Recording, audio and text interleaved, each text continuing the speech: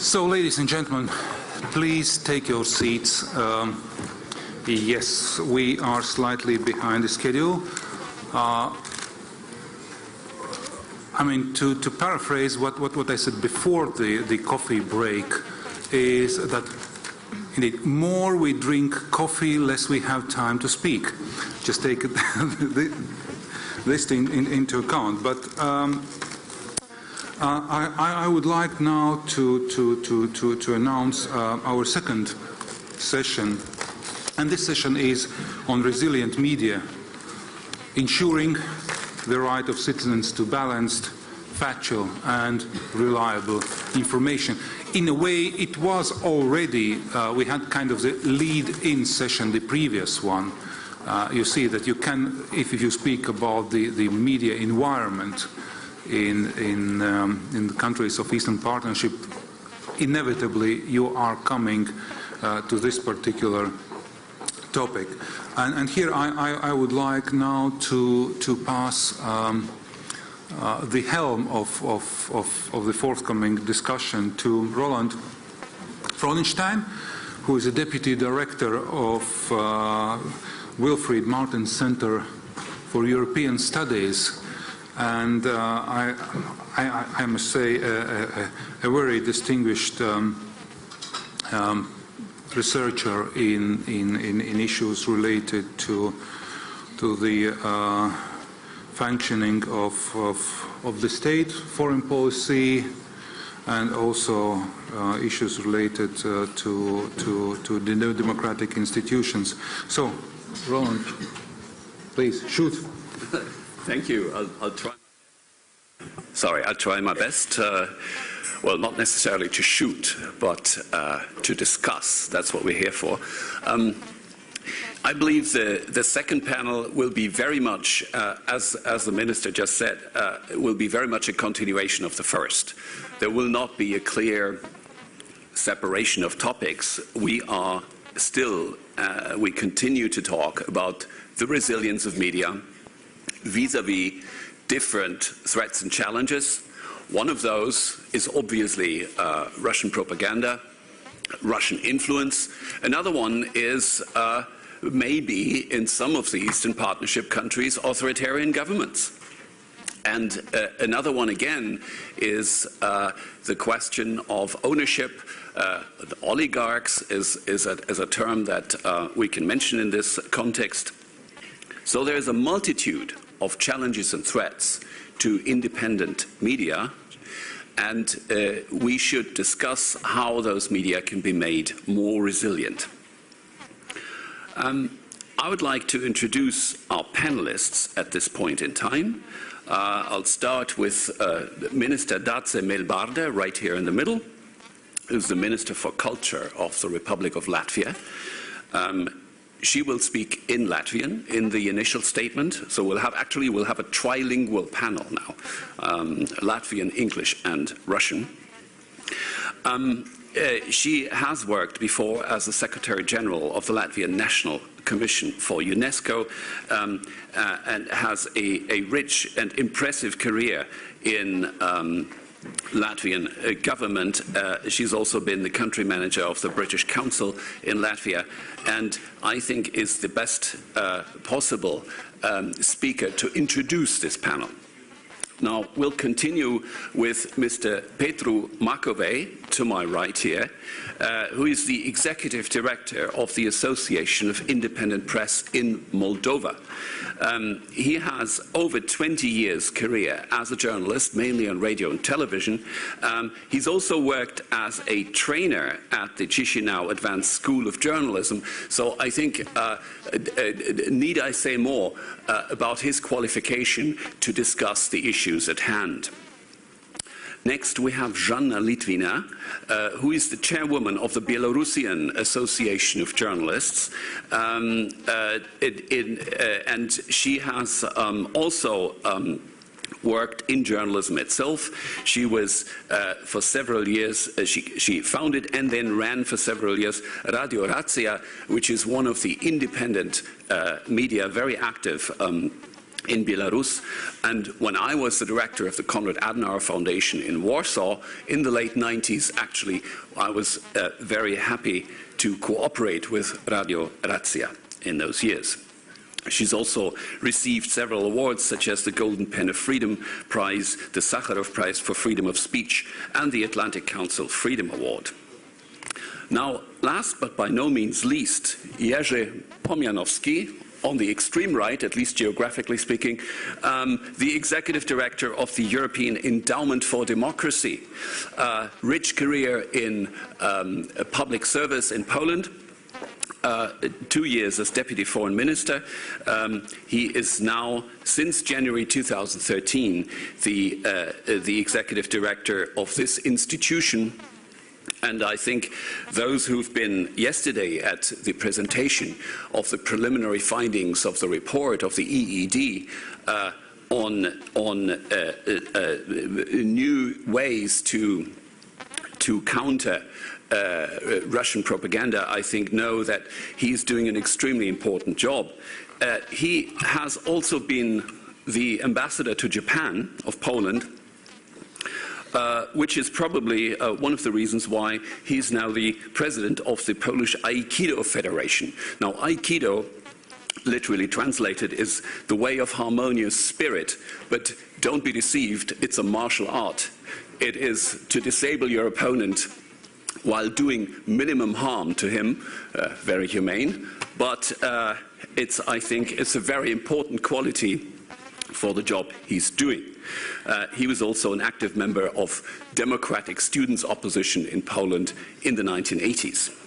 So, without further ado, I'd like to ask the first question to the Minister, Dace Melbarde, and ask her, what is your take on how to increase the resilience of media in face of the numerous threats, especially the Russian one, in these days? Minister, the floor is yours. Thank you very much. I would like to say some words in English and afterwards to switch to my native language, Latvian, to let you hear how the Latvian language sounds and how rich it is. But in the introduction part, I'd like also to inform you that yesterday I had the privilege to chair a council meeting of ministers for culture and audiovisual sector, and the major political debate we will had was on the future of the audiovisual media environment, and I hope I will also be able to share ideas and suggestions expressed by ministers during this meeting. But now, with your permission, I'd like to talk in Latvian, and if you need to prepare your devices, then you are very welcome to do it.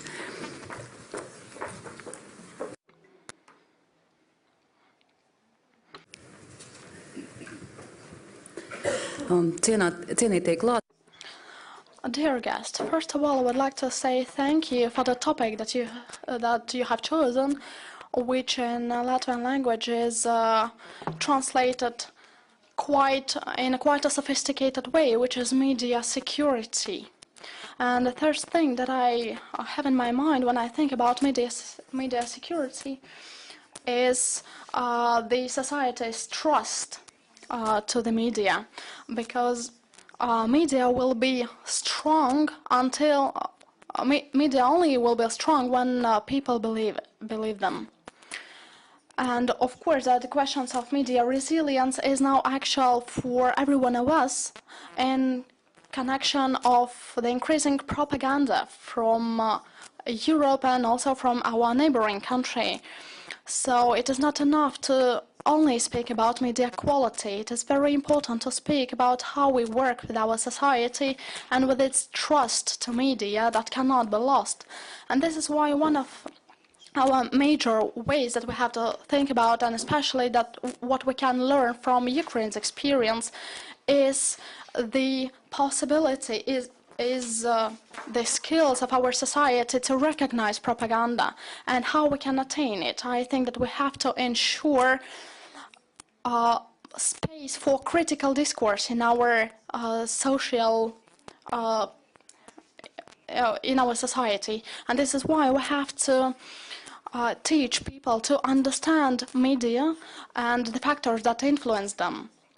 And it is important that we do it not only in school and in official curriculum, but it is very important to integrate these media literacy questions in different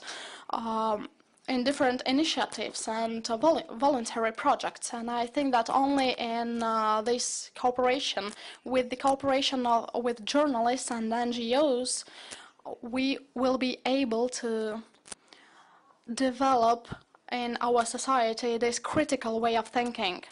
Another way how we can promote our fight against informational aggression is to work to deconstruct the propaganda. And here we have two possible ways. The first of them would be, first of all, to support analytical journalism, and also it is necessary to support different social platforms that involve our society and disclose manipulations with the reality. And here I would like to mention Ukraine's Stop Fake platform, and I know that we have a representative of this platform here in our hall, and I think he or she could share the interesting experience in this topic. And we think that this is the best way to prove how our society can be involved in the process of forming reliable media. At the same time, as a politician, I would like to highlight that development of reliable journalism cannot be connected to any kind of propaganda. And the point that we have to think about when we're developing our national media policy and searching for international support tools for our media, we have to think about how to support pluralism and how to support media work. And in such a way, we can ensure journalism based on democratic values.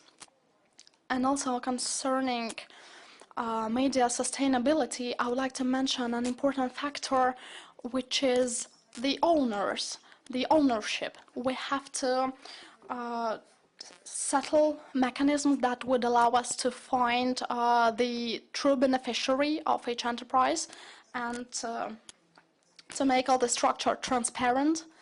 And another question that we have to solve in order to ensure the trust for media is to solve the question about media monopolies. So it is very important to create a mechanism that would prevent monopolization of media in the hands of one single owner. And finally, I would like to highlight that it is crucial for media, it is crucial to regulate their action themselves. Our internet era has increased professional ethics and standards. And nowadays, media themselves discuss the standards and ethical questions because their aim is to achieve greater trust. And in conclusion, as a very important question for media resilience, I would like to mention the necessity to increase international cooperation for creation of democratic and pluralistic media environment. And we already had many workshops that proposed interesting solutions, as for example to create a special fund in the frame of European Union that could support journalism. And as yesterday understood, our experts have presented their vision how we can develop high-quality journalism and pluralism. Thank you. Minister, so this was an excellent overview of the different aspects of increasing resilience of media, what governments can do, what points they should take into account. But Petru Macovei, can you, from your situation in Moldova, which is quite different from that of Latvia or of Ukraine or of Belarus, could you tell us what your take on this question of media resilience is? What are the main challenges? What would be the solutions in the case of Moldova? Thank you very much. For me more understandable, I will speak in Russian. Thank you. Of course, the situation in Moldova, which I will directly show to you, to show you how the resilience of media is influenced by political processes in our country and the interests of oligarchs and politicians that are owners of many media outlets. But I would like to first speak about the general tendency. In my opinion, at the moment, all over the world, the journalism globally, but also in new democracies, and especially in the countries of European partnership, is going through the most difficult moment of its activity since its inception, because the challenges are multiple. And of course, propaganda, Russian propaganda specifically, is a great challenge, but there is another challenge as significant, which is the local propaganda, local manipulation of public opinion through media, and also the fact that such small countries as Moldova, for example, media on the media market in the last years, there's a great concentration of media which influences the pluralism of opinion, which are presented to the citizens. And of course, all these challenges taken together, in my opinion, make journalism in our countries, especially, to face great challenges, and it influences their resilience. Resilience of media as a platform through which the right of citizens for objective information is being fulfilled. And if we speak about the right of citizens for objective information, the first challenge, and here I agree with previous speakers, is of course that the resilience of media in our countries is directly influenced by the fact that we are in the zone of direct influence of Russian media. And in most countries of Eastern Partnership, Russian media are rebroadcasted, and their content is often on local platforms, which means local companies that are owned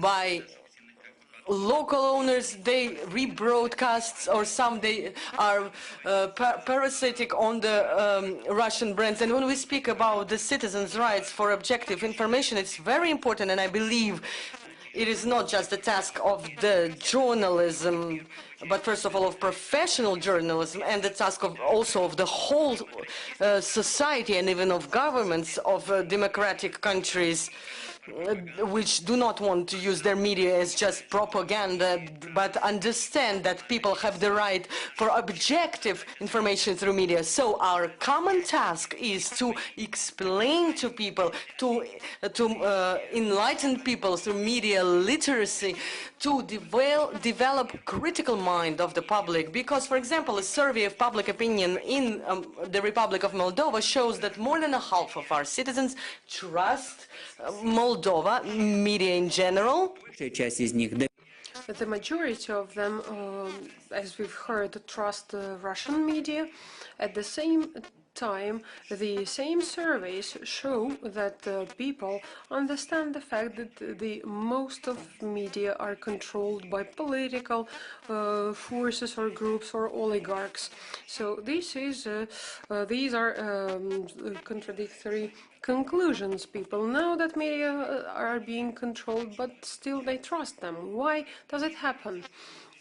I think it happens because citizens of our countries are not used to watch critically what they are shown every evening or what they read in newspapers or in the internet or here on the radio. They got used to it, and to some extent they are even happy that someone made this decision instead of them, what they should see. And they agree and they give their consent. And the results of the most recent elections in Moldova, parliamentary elections, and the elections of Bashkan, which is a governor in the south of Moldova, showed how affected people are by these messages they receive through media.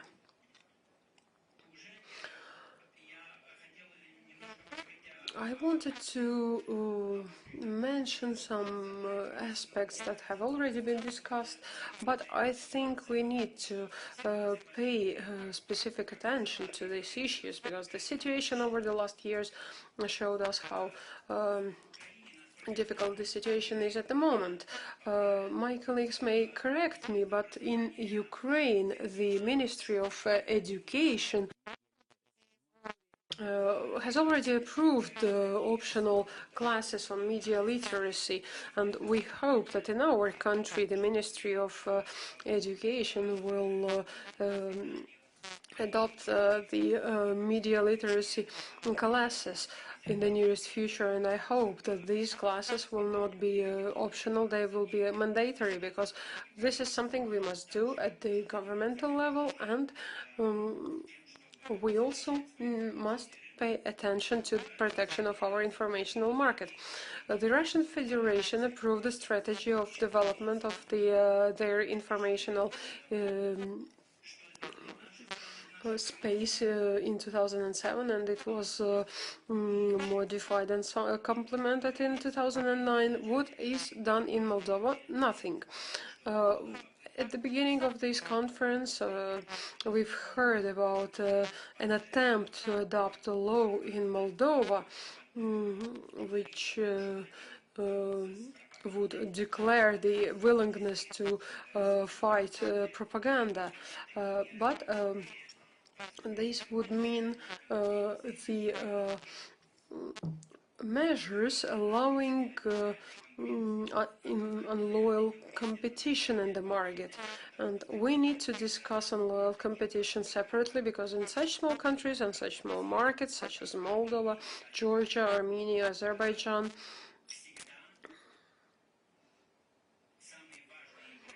the most important players are always the one that have a lobby in politics, and they will try to use non-competitive methods to exclude alternative players from the market. In this situation that is currently observed in the Republic of Moldova, there are a lot of TV channels, including national broadcast channels controlled by politicians or oligarchs. In our opinion, this problem cannot be solved, because at the end politicians will make decisions, and they are not interested in the possibility to create loyal competition in the market, which would be beneficial not only for pluralism but also for development of local content, local product. I think the situation is very similar in other countries of Eastern Partnership, the European Partnership. So we would like the European Union to exercise pressure on our national governments in order to decrease the media concentration under the law and to guarantee loyal competition in our media market. We all talk about sustainability, media sustainability during this conference, but this sustainability, as some colleagues said, is impossible in the market under the market conditions without any dotations or funding, without some efforts from the part of governments that must be interested in providing populistic ideas to people and having several channels. Therefore, we believe that the government and the European Union must help us. The European Union must exercise pressure on the government and make them take measures aimed at supporting the local companies, local producers, local broadcasters, local editors, because in our markets there are magazines from Russian Federation that get the most of the advertisement. At the end, I would like to mention another aspect. Today, we've already discussed new trends, social media, and the fact that traditional media must expand to have more possibilities to develop professional journalism. Of course, it is necessary, but under conditions when in some countries governments do not understand the importance of such measures. I think it will, under these conditions, it will be very hard to do and to implement. Someone told me that the government of Moldova hires thralls, of course unofficially, so that these people would, so to say, throw some information online. And this made me think that the governmental officials think in the same way in other countries, and many people believe that propaganda can be fought with anti-propaganda, which I do not agree with. Thank you for your attention. Thank you very much. I think we have already two very important key words here for what the European Union should do. One is pressure on governments, the other one is funding and other kinds of support. But before we go into more detail of EU policies, let me now turn to Zhanna Litvina and ask her what about, well, what our previous speaker, Petru Makovej, called local manipulation. I think that in the case of Belarus, that would even be an understatement. We're talking about a situation in which the government is very much in control of more or less everything that happens in the country, and in which civil society in Belarus itself, and of course its supporters in the European Union, in the West in general, will have to find maybe different answers to the challenges to media resilience. Zhanna, the floor is yours. I understand you will be speaking in Russian too. Thank you.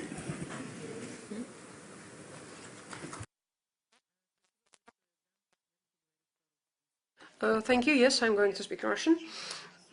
I think the characteristic feature of Belarus among the countries of the Eastern Partnership is the fact that over the last 20 years Belarus did not witness these processes of demopolization and getting rid of governmental influence. So we are stuck in this Soviet mentality with one leg, but this is the reason why journalists and the media need changes in Belarus. Well, from the Soviet times, we have the same attitude from the government towards journalists as partners, as supporters of national ideology. When we talk about the necessity of demonopolization, and we can hear the words of the leader of our state, is that ideology cannot be privatized. The most dominating are national state-funded media. They are funded from the budget of the Republic. They have subscriptions in various institutions, and they have a number of preferences. So these are the most vital media.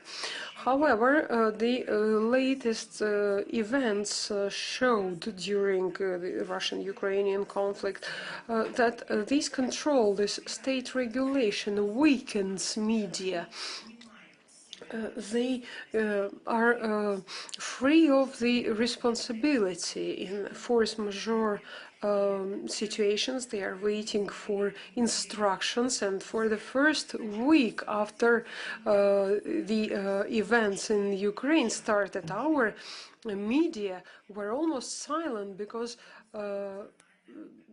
national attitude of the government hasn't been formulated. Therefore, the information was not spoken out loudly, and there were no information about things that are happening in a neighboring country. Unfortunately, our Belarusian media were unable to formulate the Belarusian position in respect of the events occurring in the neighboring state. We can give a lot of examples of such manipulation of information inside the country. When the gist of the information is hidden, and Belarus may be the country which is most vulnerable to propaganda influence from Russia, because when our minister talks about openness of informational space, saying that our informational space is wide open towards Russia, and the propaganda we are facing is very fruitful, and 2/3 of Belarus citizens trust in Russian media. As a result, we can see disinformation of people, and we can see the rise of imperial mentality. Last year, 62% of Belarusians accepted Crimea annexion as a historically just and right event. Belarus media are able to cope with this propaganda, and one of the ways is to develop the informational space for independent, uncontrolled me in all our countries, and in Belarus first of all. The situation is also deteriorated by another fact, and I must mention it here. In case of aggression of Russian propaganda, our government made the legislation stricter, and these amendments are aimed at increasing control. Now I'm talking about amendments to the law on media adopted in December last year. They were adopted in a very short time, on the 4th day after it was read in the parliament. 4 days later, it was signed by the president, and then it was adopted and came into effect. So our internet resources are considered as media with all subsequent consequences. So all the legislation related to media also affects the internet resources. The Ministry of Information took upon itself, or the amendments confirmed its authority to block internet resources if they place information in contradiction to state and public interest.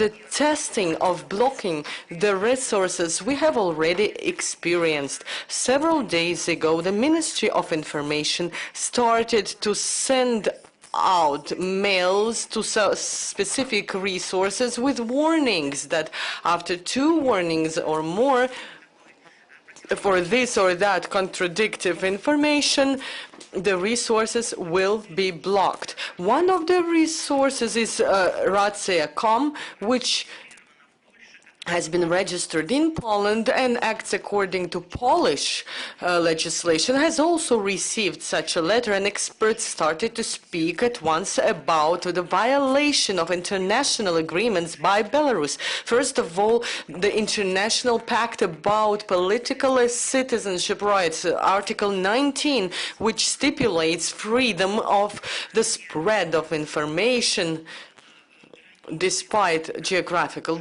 borders. The hardening of this pressure on journalists who work as accredited journalists is also one of the most painful issues. The work without accreditation is forbidden in Belarus, and registration of journalists that work for foreign media is conducted by the Ministry of Foreign Affairs, and then it's already a vicious circle. When journalists apply for accreditation, they receive the refusal based on the fact that they had been working without accreditation. So this is an artificial problem created. So they follow journalists that work without accreditation on foreign resources, and then they prosecute them and fine them. And from the beginning of this year, 12 journalists have been fined for the total amount of more than $5,000 for Belarus, for Belarusian journalists. Even if he or she cooperates with the foreign media, it's a very, very painful amount.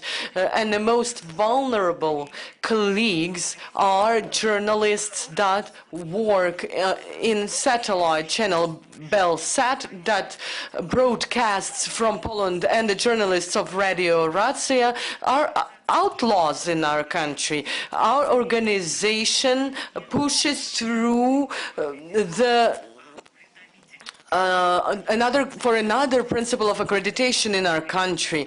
We have very many problems with access to information on work of state structures. It's a very big and complex topic, and I will not go into details here, but I would like to return to yesterday's report by Natalia Likhachova during the presentation of the preliminary results of the research, and I liked her presentation very much, but I still want to pay attention to the need to adapt the approach in every country, taking into consideration the specificities of every country during the implementation of all those recommendations of the research.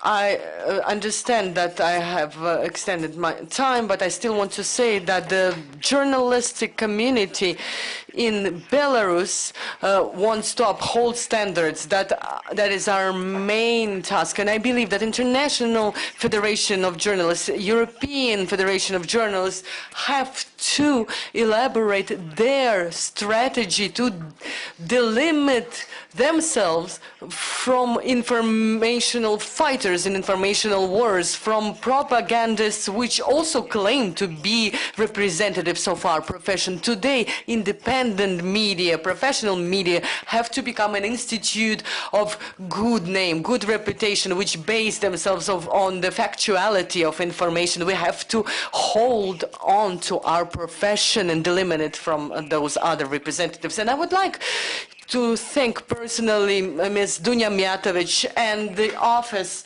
of OSCE working for freedom of media. We have always been experiencing their support and their response to everything that happens in our country. And I would like to also thank for that expert potential that have been given to us, that is linked to the need to reform Belarus law in relation to media, with steps to approach our legislation to the international norms. So that's probably, those are the main things probably. Thank you very much.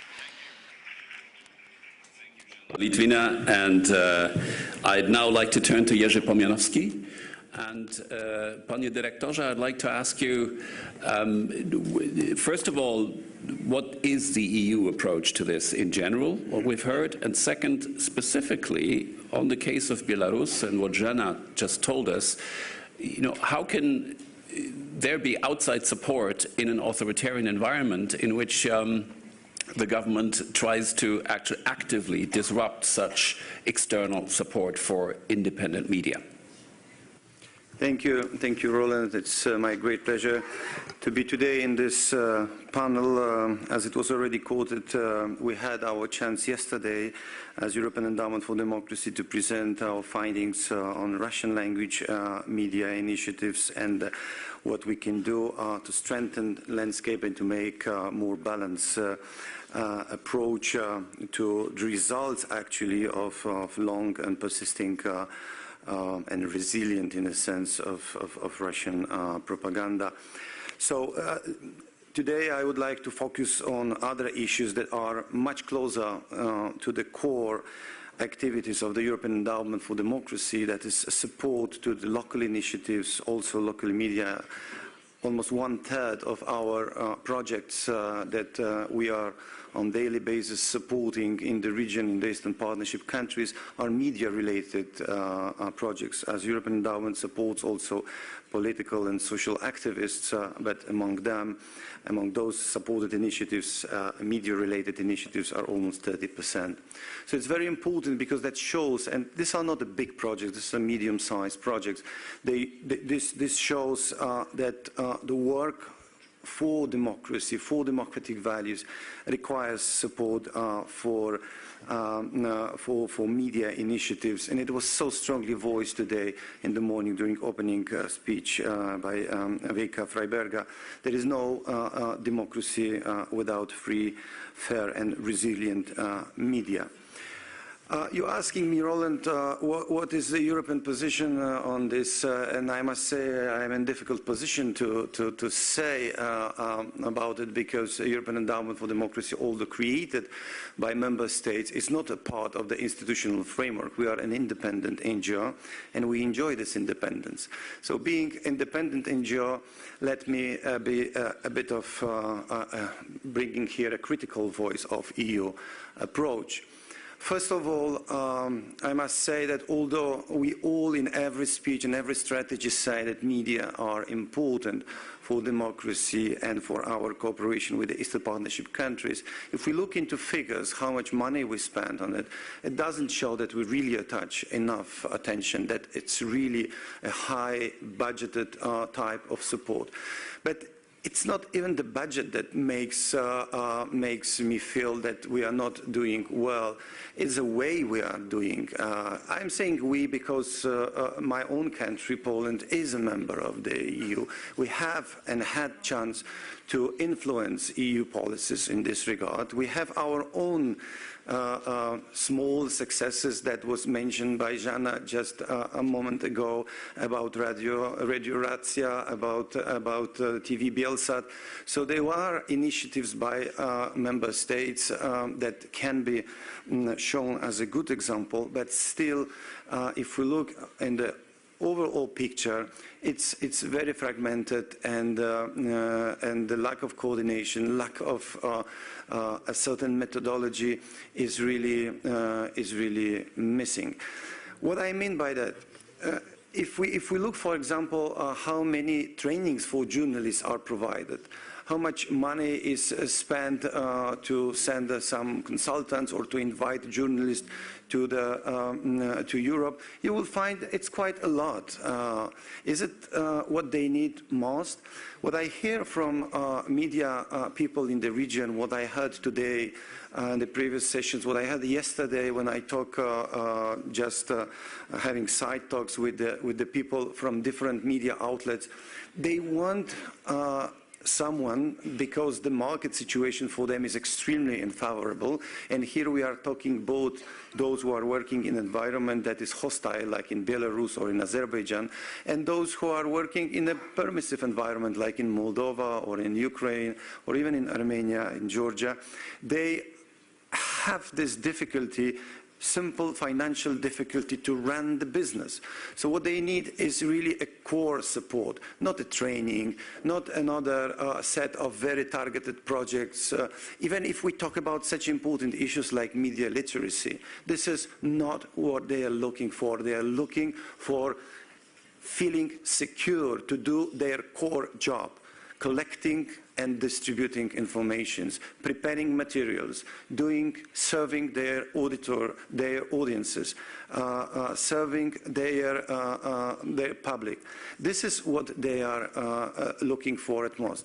And here, if we analyze donors' behavior, EU, but not only EU, we will see that this is a far priority, or amount of money that is provided, amount of budget that is provided to support the core functioning of independent initiative is quite little. And if we then take an example, let's say Moldova and Ukraine, in my view, in these two countries, the biggest problem of media now is need for de-oligarchization. This is the core problem, as I feel, in those two countries. We have the moment of energy that arose from Maidan, that we have social activism, that we have plenty of interesting initiatives, but with the time, they will be again dominated by 3-4 main media. And we are not talking now about Russian propaganda, we're talking about Ukrainian media, although ownership structure is a bit bizarre. So if we look into ownership structure, we'll find the presence of Russian money there. But still, true oligarchs. And these media are now, we can say, okay, difficult, but okay. But it will end when the political situation will settle, when the social energy will naturally go lower, where attention from the public and from civil society will be less. Those media will go back to serve their masters. And I was asking my friends in Ukraine and in Moldova, how come that in our societies, so many years after we understood what freedom is for and how democracy can be advanced, the people cannot understand that media, independence of media, means editorial independence. I was giving such a strange metaphor, bringing a story about a hospital. In our countries, we already have a lot of private hospitals, in some countries more or less. And there are people making money of creating hospital. I would never imagine that we would naturally agree, being a doctor in this hospital and doing a surgery, that the owner will tell me as a doctor how to do the surgery. I mean, it's impossible. The doctor knows what is his job and what is technique and how to deliver the right service. And this is the only way how the hospital is becoming a profitable business. Same with media. So this is the type of logic that people here in this hall and on the European side, through the legislation that was also discussed here when the Petro from Moldova was saying that we need to press those governments to really establish a legislation that will make a bigger distance between owner and editors, because this is the only way how media can be more independent. And we cannot avoid situation that they will be big owners of the media, but let them be less influential vis-à-vis their editors and their journalists. So we need to have on the European side more work toward this direction. So the system of funding and donorship has to be improved. The volume of budget should reflect the priority. If we really attach attention to the media, that needs to be reflected also in budget. We need to finance the core of their activities, and we also have to contain ourselves from the editorial influence. Because if we look into the programs that we finance through media initiatives supported by the donor funding, we would also find those indirect but rather strong influence that you need to talk about this type of inclusiveness or that type of inclusiveness, that you should promote a kind of European association agenda. There is a lot very good agenda they can do. We don't need to force them to attach to every funding a specific agenda. What we need to care, it's a really a good quality journalist to be promoted. And the market situation, as I said at the beginning, is extremely weak. So from that point of view, those media To be resilient, they need long-term financing. And again, coming back to priority and to the Eastern Partnership, this conference is a first media conference, thanks to Latvian presidency, of the Eastern Partnership, which Riga summit, Eastern Partnership summit we are having in 2 days here, fourth. And I must also blame myself because I was one of the organizers of the Eastern Partnership Summit in Warsaw in 2011, and we didn't organize a media conference. So that shows again that this attention was not paid enough strongly to the subject of media development and the media role in helping a transition of those countries into democracy and providing societies with the better access to the trustworthy and high-quality journalism. So let me sum up. We have very diverse environments, so we have to have diverse tools. European Endowment for Democracy is designed to support media initiative, especially in the hostile environments, like in journalists working in Azerbaijan, journalists working in Belarus. In case of countries where we have more permissive environment, there are tools and methodologies that can be applied from bigger donors with the more sustainable systems, and they should really refocus and recalibrate their support. Thank you very much. Thank you. Thank you, Jerzy. And before we open up to the floor, I'd just like to come back to Minister Melbarde for one brief comment. Is the European Union, are its member states trying hard enough? Are we making enough efforts to support independent media in all the diverse situations in the Eastern Partnership?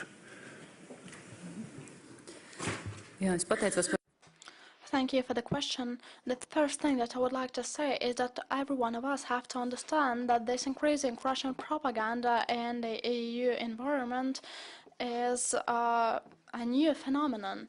And when we take into account that this happens for the first time in the digital world, so this is a new challenge for us and for the European countries.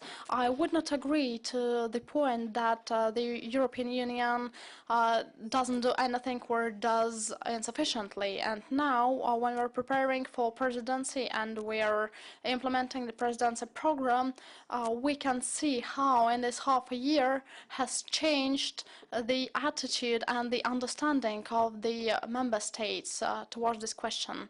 Concerning the presidency, I have to say that now Latvia is the presidenting country in the Council, and I think that I can say that propaganda question is one of our priorities that we have supported throughout our presidency, and this is the third international conference that is happening in our presidency time, and that highlights different questions connected to media.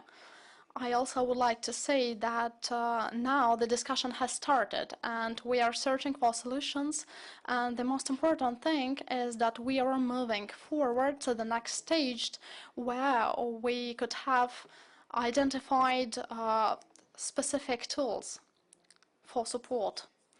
From what was mentioned, I think that in the future, the most important for the EU framework, but this is my personal opinion, I think that this is the thing that we will have to think about some kind of supporting tool or financial tool in order to support analytical and high-quality journalism. That would be the most important thing about which we have to think.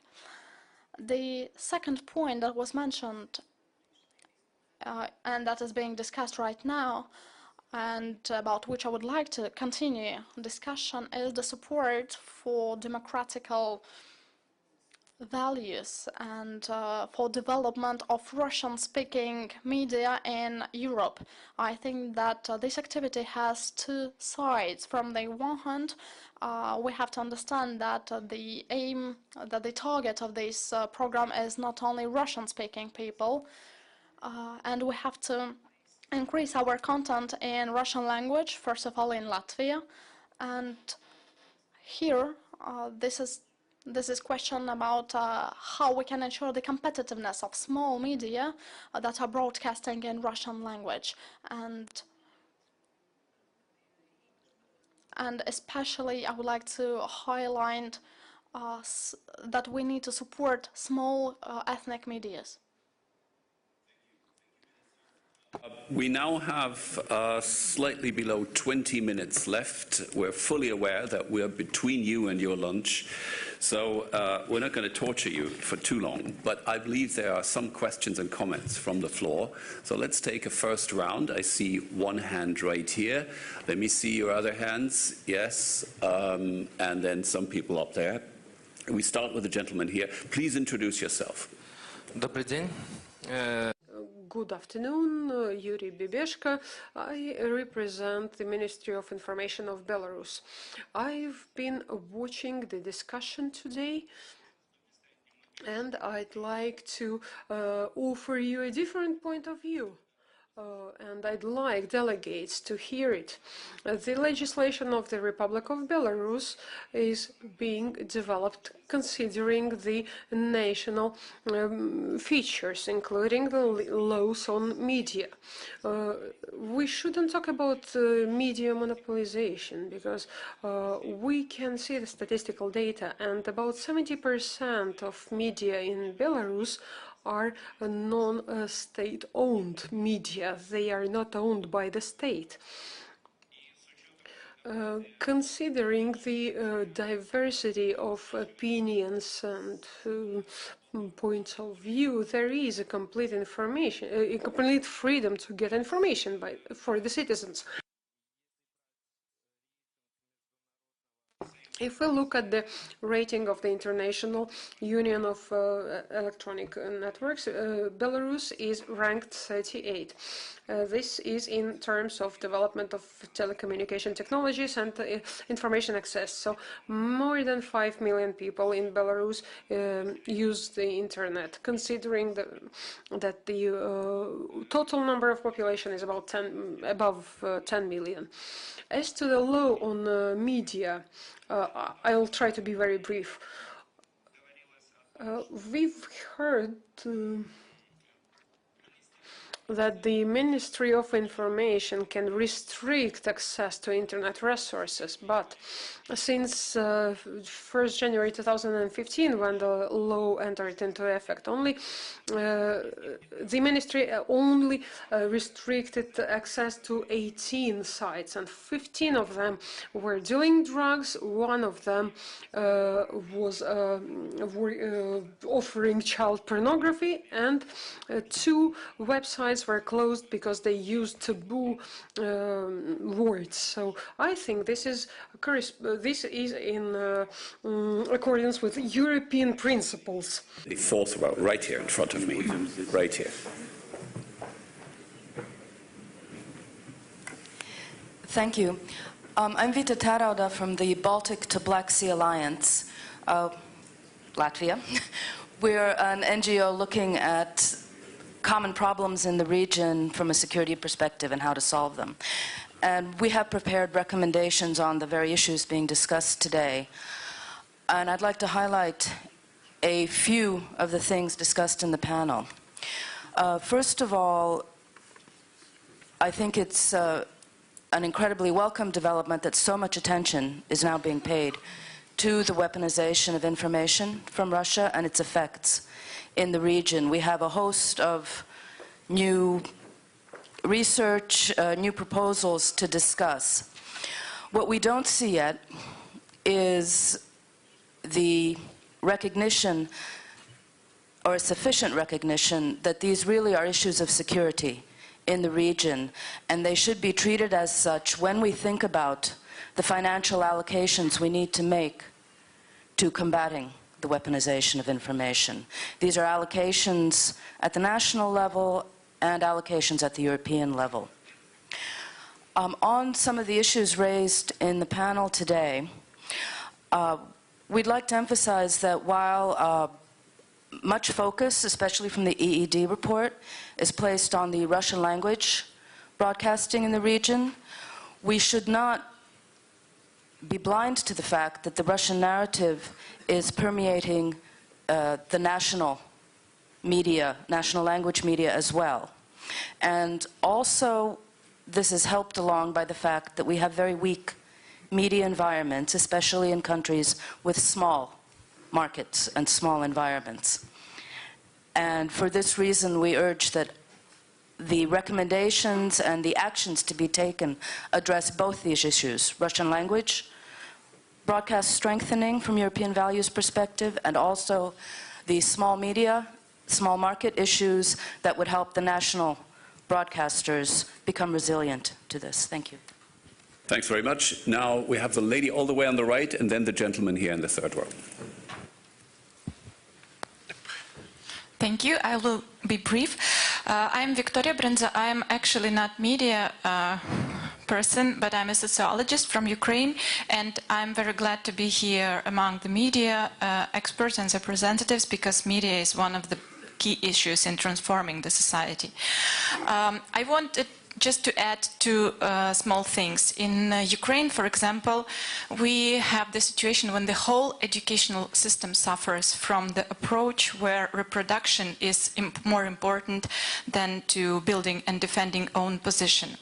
So it will be not the matter of introducing media literacy courses, but to rethinking educational system itself. And in Ukraine, we also have to deal with the horrible level of institutional trust. So it is very low, not only trust in media, but in institutions also. And introducing critical thinking may lead to cynical thinking, and which in its turn may lead, as we have heard yesterday, to predisposition to, of attractiveness of propaganda. So I just wanted to add those things because I deal with teaching critical thinking for 2 years, and I initiated the course for students, journalists at one small university, so I see the first difficulties that we have in this matter. Thank you. Thank you very much. Now the gentleman in the third row, and then Salome.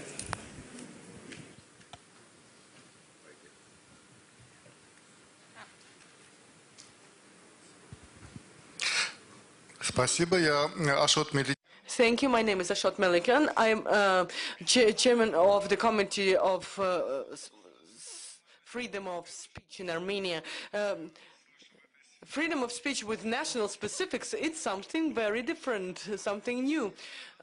And I would like to say that in Armenia we also used to have a Ministry of Information, and we journalistic organizations always said that if we want the freedom of speech and independence of media to develop in Armenia, first of all we have to cancel the Ministry of Information, to eliminate it, which was done in Armenia, and therefore the freedom of speech and the activity of media had its gains from it. And I would like to briefly continue the allegory proposed by Mr. Pominovsky about medicine and the surgeon. Approximately the same thing happened recently in Armenia. Taxi drivers had a protest, and the deputy minister of transportation addressed them and said, "Would you trust me, your wife, if I wasn't a gynecologist?" And also identifying this, his incompetence, one of the taxi drivers told him the same thing in return, and he became famous. And they started to invite him to different TV channels. So in every profession has its value. We know that Russia spends crazy money for the propaganda that we all have enough of. But the same money could be given for the quality journalism to truly fight this propaganda. I would like to find an answer, or to hear an answer to this question. And now it's Salome. So, and then next to you. We can't. Hi, my name is Salome Samadashvili. I'm currently an independent consultant and the executive director of the newly created Center for Strategic Communications and Democracy in Georgia, former Georgian ambassador to the EU. I want to bring an attention to something which we have not discussed so far in this conference, and in fact I have just authored the publication for the Martin Center, Muzzling the Bear, defense strategy for countering Russia's undeclared information war on Europe. And it very much focuses on the way the Russian propaganda works, not necessarily in the Eastern Partnership countries, but in Western Europe. Because, of course, this is something which is very important to focus for the future, because as we observe the development of the public opinion on Ukraine in the Western Europe, it was rather apparent that the Russian propaganda was very, very successful working in the countries of the Western Europe. And I think it's an interesting idea for the future discussions if the media conferences continue to be part of the Eastern Partnership format, how the media in the region can work with the Western media in order to counter the Russian propaganda, not only in Latvia or the countries where the Russian language media is a problem, but in the Western Europe, and particularly in Germany, I would emphasize, where the Russian propaganda is very successful. I'm sure Roland would agree with me. Thank you. I absolutely do. Now, we've got more volunteers for question than we can handle. I'm under strict instructions to end this fairly on time. I think we can maybe go 3 minutes over time, but not more than that. The lady right here on the left in the second row, and then we take 3 more questions up there, and that's it. Sorry, guys. Thank you. My name is Alina Radu. I am an investigative reporter from Moldova. I have just 2 proposals. We discuss about propaganda, and in Moldova specifically propaganda is with the help of oligarchs, because they own those channels that translate Russian channels in Moldova. We'll never find why they do, how much money they have from this, if we don't have any clarity on the media ownership in Moldova specifically, and we have to do something immediately. By the way, I see always very good news from Brussels that Moldova or Armenia or Ukraine got next million or billion or a lot of money for different projects to improve democracy. Please, never give any money to this kind of government that are corrupted without giving a part of this money to media to monitor those money, what they do with those money. Because otherwise, those money from EU taxpayers goes to oligarchs. We don't have capacity to monitor everything, and then they become rich and more powerful, and we become less powerful or more weak. So please, let's see how do we monitor any money that comes from Brussels. And second, in a way, I appreciate the presence of Belarusian government here. And actually, I think any government of these countries, representatives should be here to listen to us, to see what do we think, and to make pressure on them directly. Thank you. Thank you for these very clear proposals. Now, last 3 questions. Yes, the gentleman straight ahead, right here. Добрый день. Меня зовут Руслан Михайловский. My name is Ruslan Mikhalevsky. I am editor of Russian-speaking newspaper from Moldova. I would like to thank Mr. Jerzy Pomianowski for speaking about economical conditions, financial conditions of media. And as Petro, my colleague, mentioned, the concentration of media in the same hands, oligarch hands, or party hands, or political hands, create very difficult competitive conditions for independent media in fight for advertisement market. It's very difficult to fight such media holdings, especially for local media that try to promote quality journalism. We have this situation with advertisement in our country that I would call catastrophic. It's very difficult for us to survive. So my request or my proposal is, I support your words that we have to change the principles of financing the press or media outlets. So sometimes for us the last opportunity is financing from European foundations.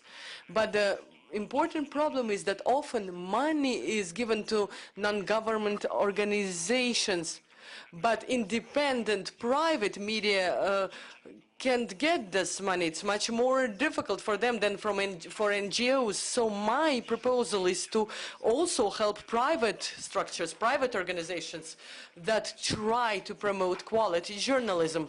We try to build profitable business, but believe me, in our conditions, in the given situation, it's very difficult to survive.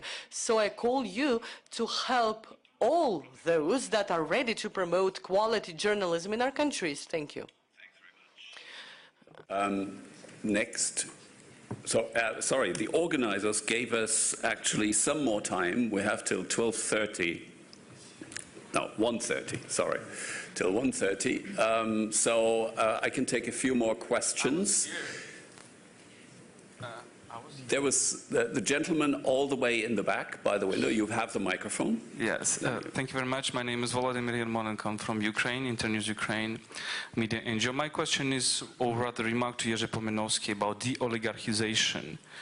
I think one of the interesting models of support of development is freelancers, freelance journalism, which is in Ukraine or in Moldova, I think, well, at least in Ukraine, is a field which starts to be developing now. Contrary to some Western European countries in which is quite a typical field. I think when we're thinking about this support, because many media, like online media, even though there are those that are belonging to oligarchs or to big business, they are still quite open in opening, their platforms for bloggers, for freelance journalists, etc.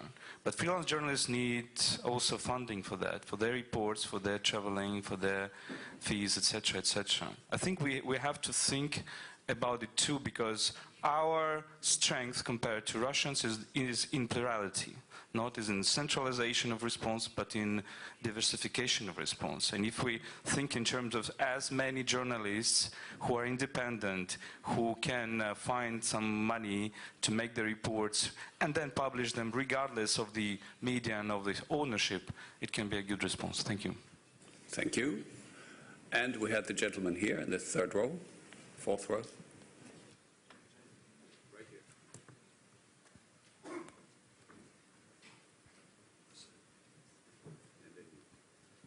Thank you. I'm Alex Grigoriev, Baltic to Black Sea Alliance as well, Latvia.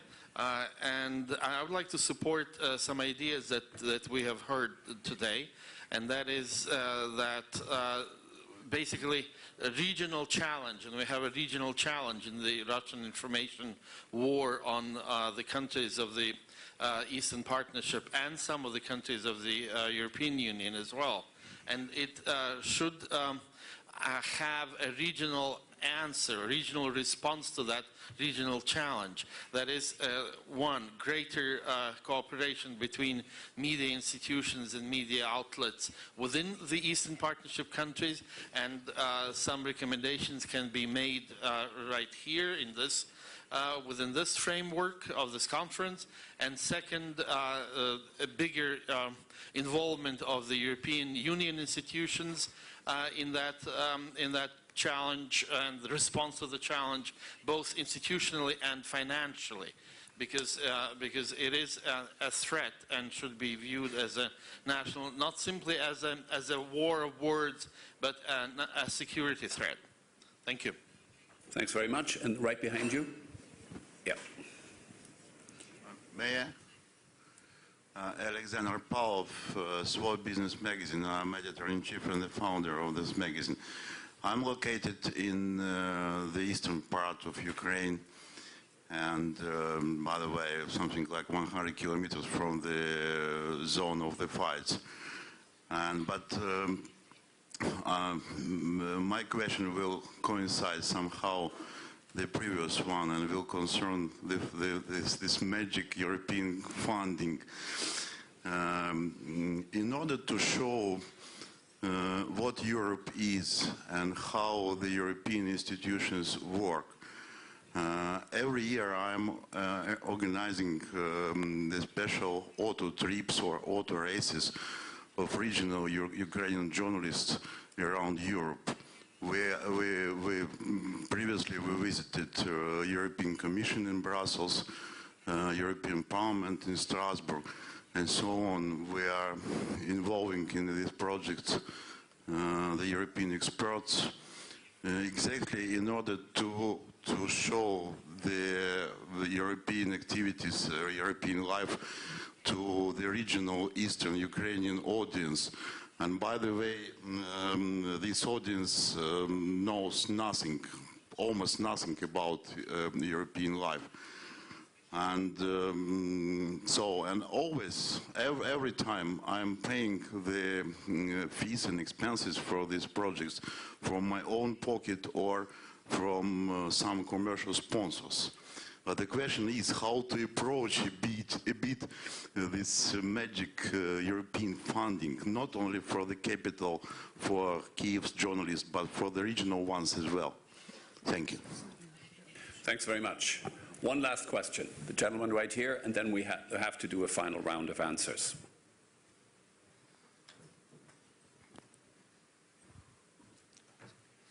Thank you. I am Mushfiq Alascherli from Azerbaijan. I am chairman of Journalists Trade Union of Azerbaijan.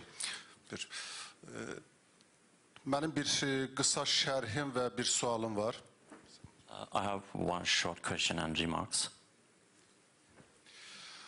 Cənab Nilin çıxışından sonra bizim çoxlu yoldaşlar mənə yaxınlaşdılar. Burada əksəriyyətini mən tanıyıram, bizim həmkarlardılar və Azərbaycanda nə baş verdiyi ilə maraqlandılar. Yəni cənab Nilin çıxışından elə hiss olunur ki, Azərbaycanda hər şey bitib və hər şey çox tragik formadadır. After the speech of Mr. Niels, some my colleagues approached me about the situation in Azerbaijan, and they think that everything in Azerbaijan has been end and no chance. Açığı cənab Nilin çıxışı məni də çaşdırmışdı. Mən özüm də çaşdım. Yəni o mənim gəldiyim ölkə haqqında mı danışır, yoxsa Çin, İran, hansısa bir Filippin haqqında danışır? I'm also surprised about the speech of Mr. Niels, and I'm disappointed about if he talks about Azerbaijan or China or I don't know, Iran, etc. Mən bildirmək istəyirəm ki, düzdür, bizdə müəyyən problemlər var, jurnalistlərin həbsi var, amma bizdə hər şey bitməyib. Yəni biz mövcuduq, fəaliyyət göstəririk və mübarizə aparırıq söz azadlığının bərpası uğrunda. Sure, I agree that we have some problems on human rights, but it doesn't mean that everything wars and everything end. And I want to repeat that we are alive, we continue our struggle on defending human rights in Azerbaijan. Bizdə cənab Nilin dostları tutulsa da, yəni onlarla jurnalist təşkilatları, media qurumları mövcuddular və onlar bugünkü konferansda iştirak edirlər. Also, some friends of Mr. Niels has been arrested in Azerbaijan, but another part of human rights activists and journalists, as we are here and we continue our struggle. Sualıma gəlirəm. Biz 2009-cu ildən mən Avropa Şərq tərəfdaşlıq proqramının media üzrə bütün konferanslarına qatılmışam. I want to ask my main question. Since 2009, our organization, I was attending all conference of Eastern Partnership Program. Biz 5 il bundan qabaq toplaşanda, 3 il bundan qabaq toplaşanda çox nikbin idik və bütün şərq tərəfdaşlığına daxil olan ölkələrdə azad medianın durumu indikindən qat-qat yaxşı bir vəziyyətdə idi.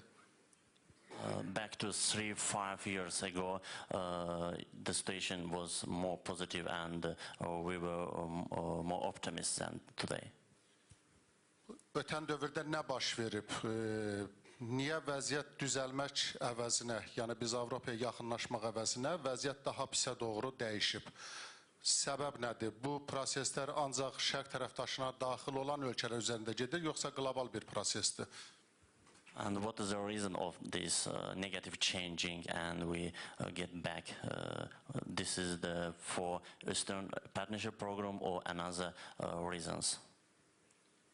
Yəni mən həmkarlarımın sadalamasından belə başa düşdüm ki, şərq tərəfdaşlığına daxil olan bütün ölkələrdə vəziyyət media sahəsində bərbaddır və vəziyyət getdikcə pisləşməyə doğru gedir. As I observe from the speech of my colleagues, the situation in the other countries going to wars, not only in Azerbaijan. Sizin mövqeyinizi bilmək istəyirəm. Sir, could you please come to the end of your question? And my question is about the opinion, what happens on situation. Thank you very much. All right, now we go in reverse order. So I would like to ask Jerzy Pomianowski to take a couple of these answers. Well, you see, they mostly concern two areas.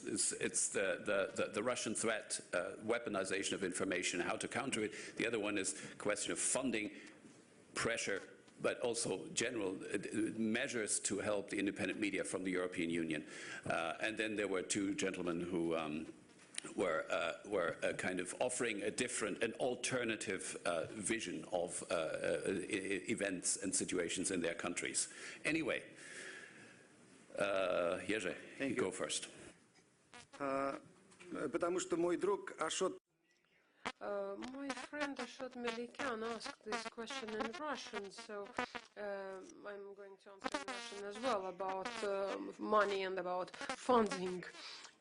I don't think there will be much more money, but there might be a will to use them in a more intelligent way. So this is what we strive for, and therefore we also need your assistance. We need to think together how to do it better.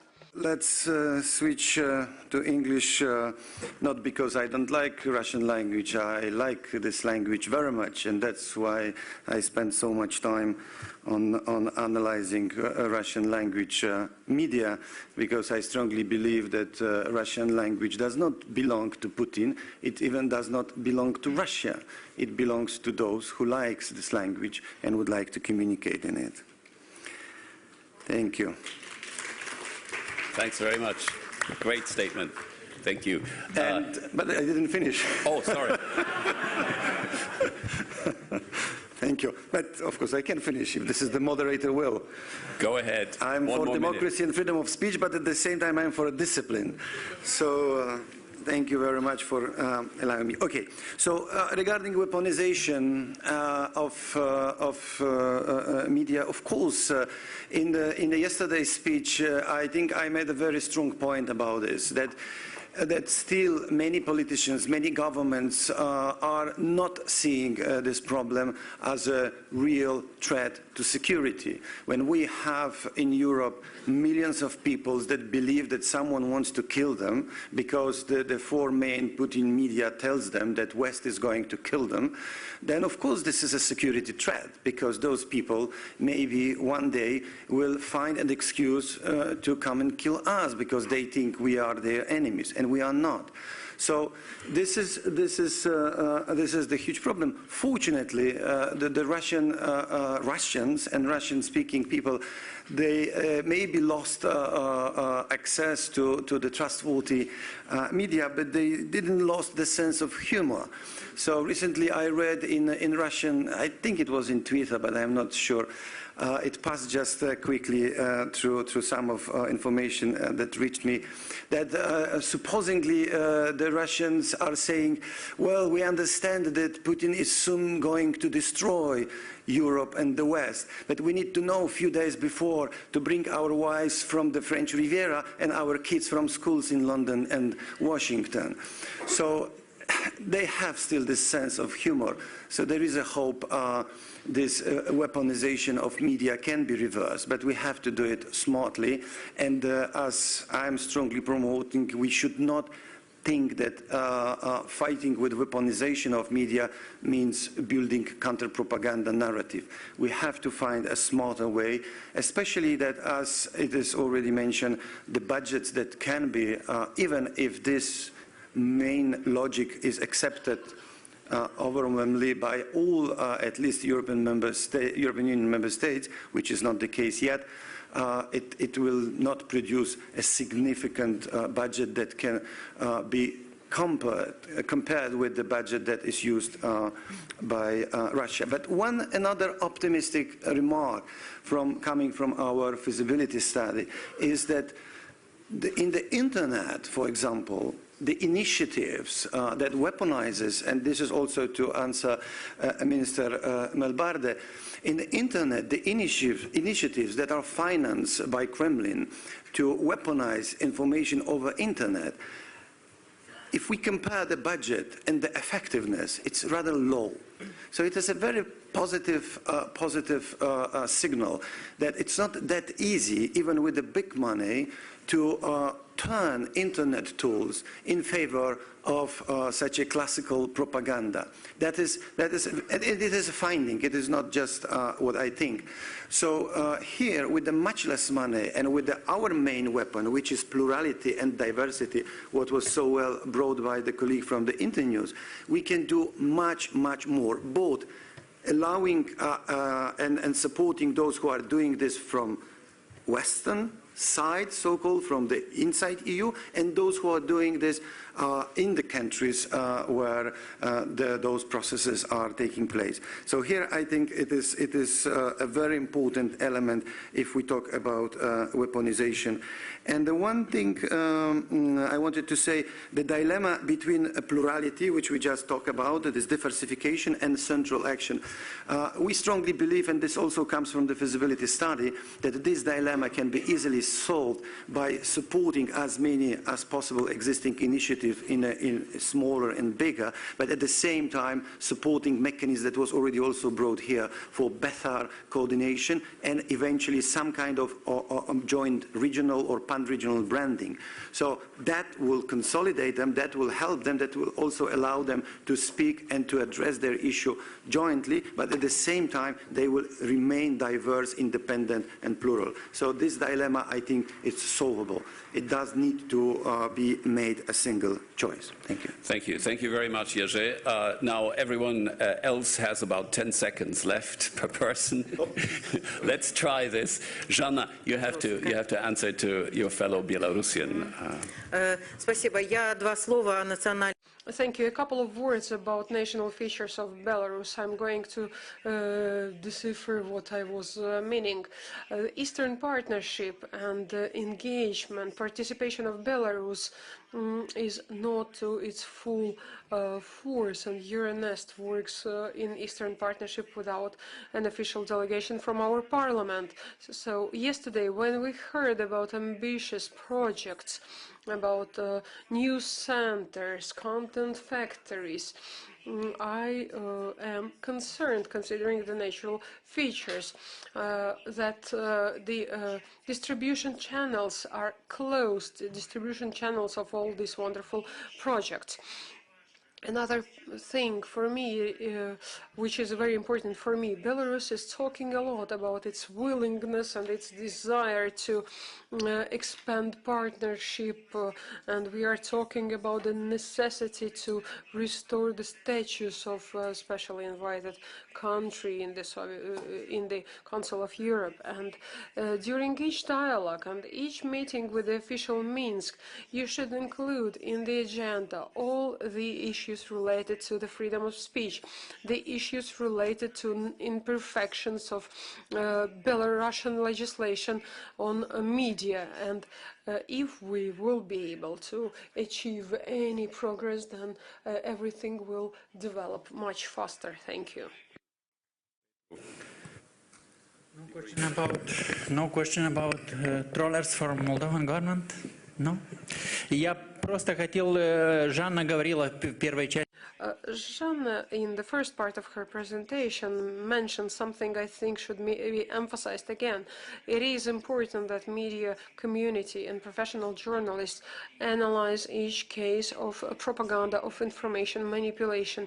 In my opinion, stop fakes are required not only in Ukraine, they are also required in all our countries, and it is necessary to reveal such cases because there are plenty of them in our national media. And we need to find these cases out. We need to push the people out, the people who claim to be journalists, although they are not journalists. They deal with propaganda, etc., so that we preserve the prestige of our profession.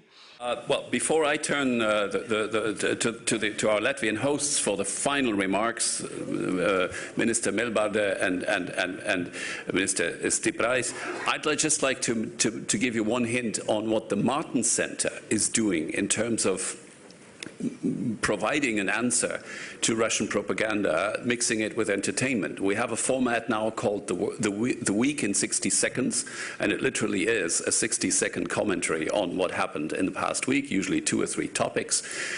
For some strange reason, Russia and Mr. Putin have been figuring in almost every edition of the Week in 60 Seconds for the last 2 months. And you can get it on YouTube if you just put in Martins Center in one word, spelled the British way, Martins, and you get to the Week in 60 Seconds, and you can watch all the 20 or so editions that we've had so far in this year. All right, now, final words to Minister Melbarde and then Minister Stiprais. Paldies. Es mēģināšu īsi rezumēt, ka... Thank you. I would like to conclude shortly from my side.